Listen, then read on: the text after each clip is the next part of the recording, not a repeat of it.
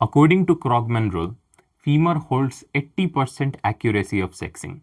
And the best way to differentiate a male femur from female femur is by dividing the femur into three parts. That is the upper part, the shaft, and the lower part. First, let's differentiate the upper part in male and female femur. The upper part has the head.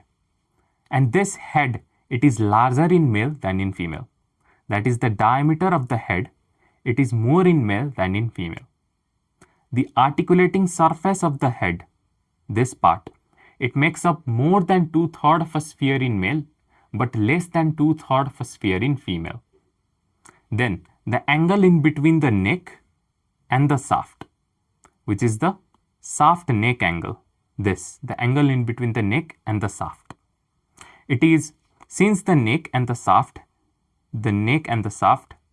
they are more in line with one another in males. See again, look at this stylus. This is the long axis passing through the neck. Look at my finger. This is the long axis passing through the shaft. And the angle between the two, this inside, that is the neck shaft angle or the shaft neck angle. Since in male, these two parts are more in line with one another, the angle between them is more obtuse. But in female, it's like this. So it is less obtuse. Again, in male, more obtuse. In female, it's like this, less obtuse. In male, more obtuse. In female, less obtuse. Next is the shaft itself. The shaft is straight in male. It is bowing outward in female. Then the lower part, which contains two condyle with their epicondyle. The distance in between the two epicondyle, right? It is more in male than in female. Then there's another angle. So let's draw an axis passing through the two epicondyles and another axis passing through the shaft. This angle is the shaft epicondyle angle. This angle outside, from outside, not inside, laterally, the angle between the shaft and the lateral epicondyle and the axis passing through the epicondyle laterally. This is the shaft condyle angle. And the shaft condyle angle, it is acute in male, but it is less acute in male and more acute in female.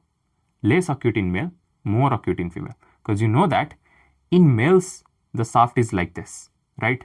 But in female, it's more incaving, inward going. Again, so my finger, it's the axis in between the two epicondyles, and here's the shaft. If in male, it is like this. In female, the shaft goes more inside. So the angle becomes more acute. See, less acute, more acute. So let's revise the differences. The diameter of the head in male femur is more than in female. The surface area of the head makes up more than 2/3 in male and less than 2/3 in female. The angle in between the neck and the shaft, it is more obtuse in male and less obtuse in female. The shaft itself, it is straight in male and bowing outward in female. The distance in between the two epicondyle, it is larger in male than in female. And the angle between the shaft and the epicondyle laterally, which is the shaft condyle angle, laterally, it is acute in male and even more acute in female due to the inward bending of the femur in female.